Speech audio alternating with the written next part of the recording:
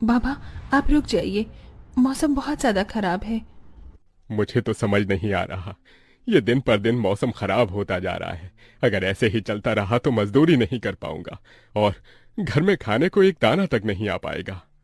तभी बहुत तेज आंधी तूफान चलता है। अरे देखो जरा देखो, कितनी तेज तूफान चल रहा है। अरे महेश बेटा, तू झोपड़ी के ऊपर तिरपाल तो लगा कर आया था ना? हाँ बाबा, लगा दी थी तिरपाल। और उसके ऊपर तूने ईंटें रखी थी या नहीं? बाबा, ईंट रखना तो मैं भूल गया। महेश के इतना कहते ही झोपड़ी के अंदर बारिश की वजह से पानी टपकना शुरू हो जाता है। हे भगवान महेश, तूने ये क्या किया? तुझे मैंने कहा था बारिश और तूफान तेज है, तुझे ईंटें रख देनी चाहिए थी। मुझे लग रहा है कि तिरपाल उड़ गई। चल चल मेरे साथ चल। अब तुझे मेरे साथ भीगते हुए मेहनत करनी होगी, नहीं तो पूरे घर में पानी ही पानी भर जाएगा। देवेश इतना बोल ही रहा था कि घर के अंदर वाकई छत से पानी टपकने लगा। हाँ पिताजी, आप सही कह रहे हो, चलो चलते हैं जल्दी से। दोनों बाप बेटा बारिश में बाहर निकलते हैं और झोपड़ी की छत पर तिरपाल को सही से लगाना शुरू कर देते हैं। अरे बेटा, ईंट को अच्छे से रखना, कहीं ईंट गिर न जाए। ठीक है पिताजी, सही सही रखूंगा। महेश इतना कहकर अच्छे से ईंट से तिरपाल को दबाने लगता है, जिससे छत ढक जाती है और झोपड़ी में पानी टपकना बंद हो जाता है। लेकिन इसी के चलते हुए बेचारे दोनों के दोनों बहुत बुरी तरह भीग जाते हैं। अरे चलो बेटा, बहुत ठंड हो रही है, बाहर घर में चलते हैं। चलो, बरसात में मौसम बिल्कुल ठंडा हो गया है। हाँ पिताजी, आपने बिल्कुल सही कहा, चलिए। जब दोनों बाप बेटा घर के अंदर आ जाते हैं तो मेघा उन्हें सूखा कपड़ा देती है और अपना शरीर पोंछने के लिए कहती है। आप लोग अपना शरीर पोंछ लो और सूखे कपड़े पहन लो, नहीं तो ठंड लग सकती है। मेघा के दिए हुए कपड़े दोनों पहन लेते हैं। तभी बीमार शकुंतला बिस्तर पर पड़ी हुई मेघा से कहती है। अरे बेटी, तूने खाने के लिए कुछ बनाया नहीं? माँ, मैं बारिश के रुकने का इंतजार कर रही हूँ। घर के अंदर खाना कैसे बनाऊंगी? सारे में धुआं ही धुआं हो जाएगा। मेरी दवाई का समय हो गया है और मुझे भूख भी लग रही है। ठीक है माँ, मैं कुछ करती हूँ। मेघा अपने सिर पर एक सफेद कट्टा रखकर बारिश से बचते हुए बाहर से कुछ ईंटें लाकर घर के अंदर ही छोटा सा चूल्हा बना लेती है और उसी पर खाना बनाना शुरू करती है। अरे बेटी, पूरे घर में धुआं ही धुआं हो गया है। पिताजी, खाना बनाना भी तो बहुत जरूरी था।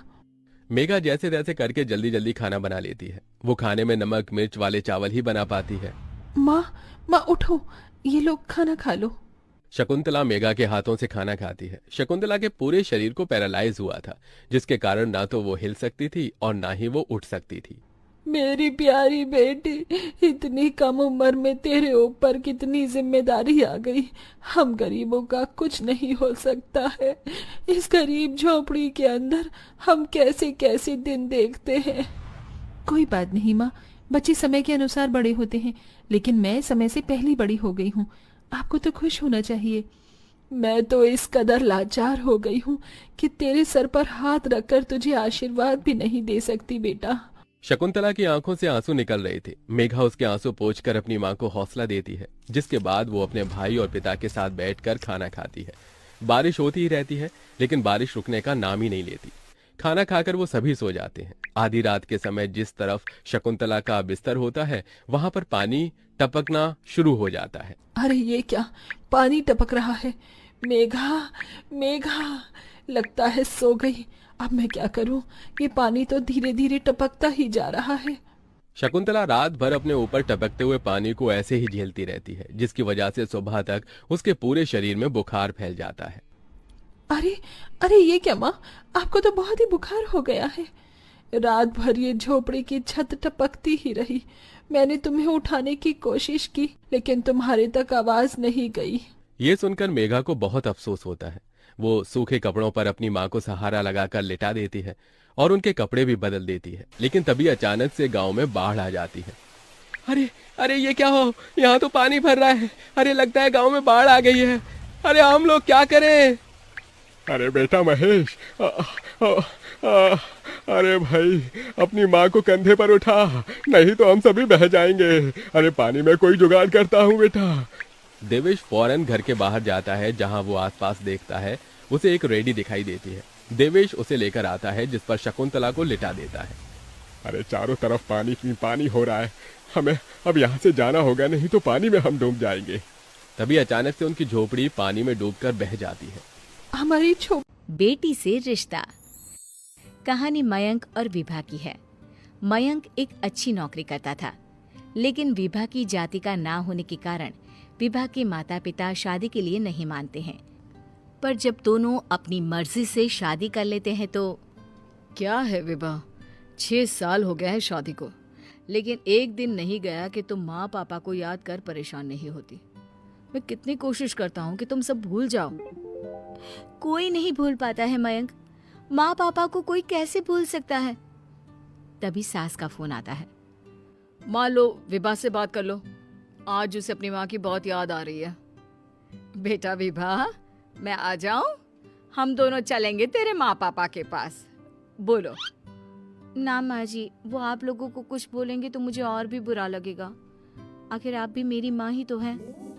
अरे सुन लेंगे ना यार, कोई बात नहीं, बोलेंगे ही ना। चलो माँ, मैं फोन रख रहा हूँ। वो क्या है ना, आज विभा को लेकर डॉक्टर के पास जाना है।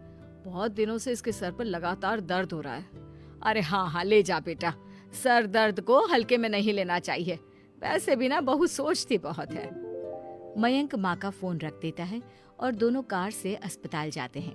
लेकिन जैसे ही वो लोग अस्पताल जाते हैं, विभा को स्ट्रेचर में नर्स उसकी माँ को लेकर जा रही दिखती है। मयंक, माँ, मयंक वो मेरी माँ है। इतने सालों बाद दिखी भी तो इस हाल में मैं उनके पास जा रही हूँ। अरे रुको, कहीं वो लोग तुम्हें देखकर और परेशान ना हो जाए, या फिर तुम्हें कुछ बोल ना दे विभा, तुम फिर परेशान हो जाओगी। मयंक कैसी बात कर रहे हो, वो माँ है मेरी। विभा पास खड़े अपने चाचा चाची से बात करने की कोशिश करती है, लेकिन वाह, तेरे जैसी बेटी जिसकी हो वो तो मर ही जाए तो अच्छा है। वैसे पार्क में पैर फिसला है तेरी माँ का, रीढ़ की हड्डी टूटी है। रिद्धि को चाची की बात का बिल्कुल बुरा नहीं लगता। शायद वो सुन ही नहीं रही थी कि चाची क्या कह रही थी। वो सीधे माँ के कमरे में जाती है। कौन है आप? ये मेरी माँ है, मेरा नाम रिद्धि। रिद्धि नाम है ना आपका? दर्द में भी ये आपका ही नाम ले रही थी। हाँ, ये सुनते ही रिद्धि का कलेजा मुंह में आ जाता है। ये वही माँ है जिसने कड़े शब्दों में ये कह दिया था कि अब तेरा मेरा रिश्ता खत्म। फिर रिद्धि का पति मयंक भी वहां आ जाता है। सामने खड़े होते हैं रिद्धि के पिता। पापा, क्या हुआ माँ को?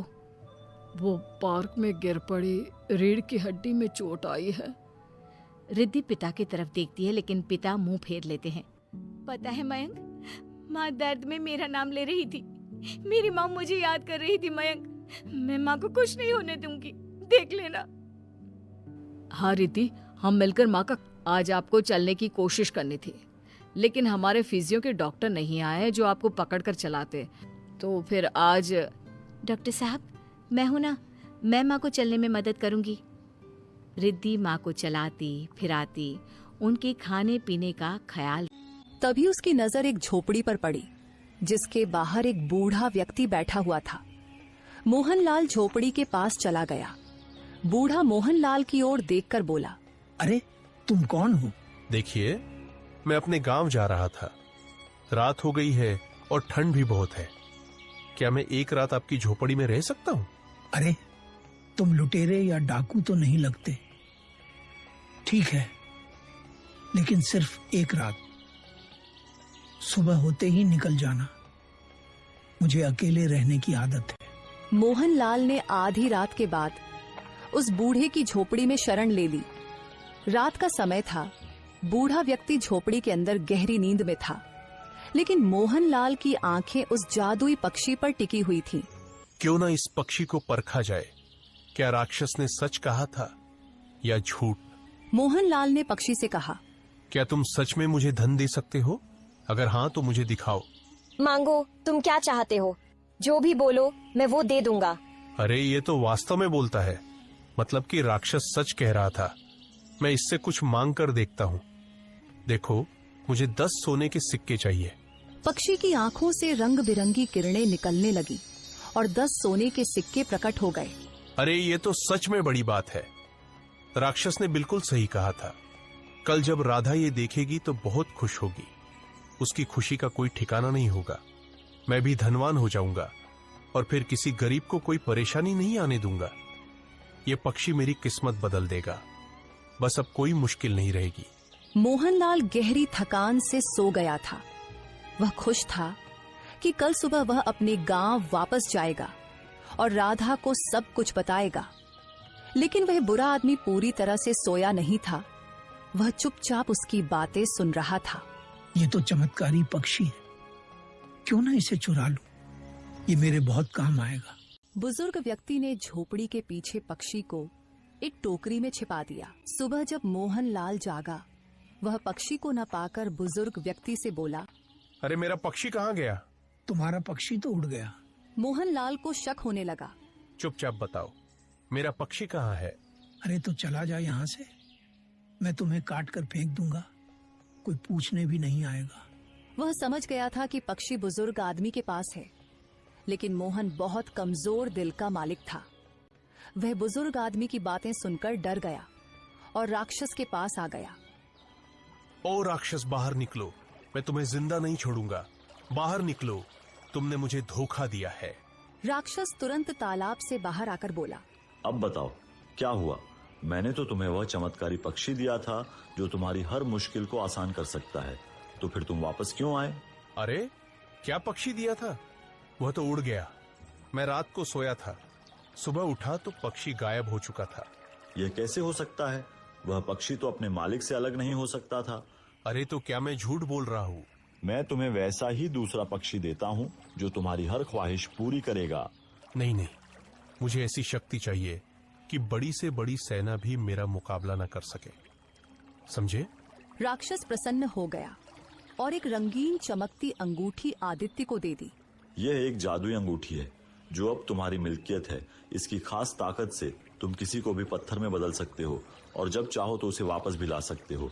यह शक्ति तुम्हें अपनी मर्जी के अनुसार हर हालात पर काबू पाने का मौका देगी, समझे? मोहनलाल उसी झोपड़ी में वापस लौट आया। दिल में कई विचारों के बादल छाए हुए थे। वह सोच रहा था कि क्या वास्तव में यह सब सच है? क्या यह अंगूठी सच में इतनी शक्तिशाली है?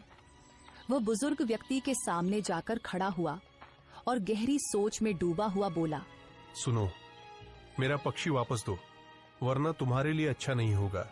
मैं आखिरी बार कह रहा हूँ। अरे लगता है कि तुम ऐसे नहीं मानोगे, रुक जाओ, मैं तुम्हें बताता हूँ। बुजुर्ग की यह बात सुनकर मोहनलाल ने अंगूठी से कहा, लालची बूढ़े को अभी पत्थर बना दो। मोहनलाल के ये कहते ही बूढ़े का शरीर पत्थर में बदलने लगा। वह डर गया और कांपते हुए बोला, माफ कर दो, मैं लालच में आकर उसे चुरा लिया था। वह झोपड़ी के पीछे एक टोकरी में छुपा हुआ है। मुझे माफ कर दो, मैं दोबारा कभी ऐसा नहीं करूंगा। मोहनलाल ने तुरंत झोपड़ी के पीछे जाकर उस टोकरी को खोल लिया। वह पक्षी वहीं था। मैं बताने ही वाला था कि वह बुजुर्ग क्या करने वाला है, लेकिन तुम सो गए। मुझे तो याद ही नहीं रहा कि तुम भविष्य भी बता सकते हो।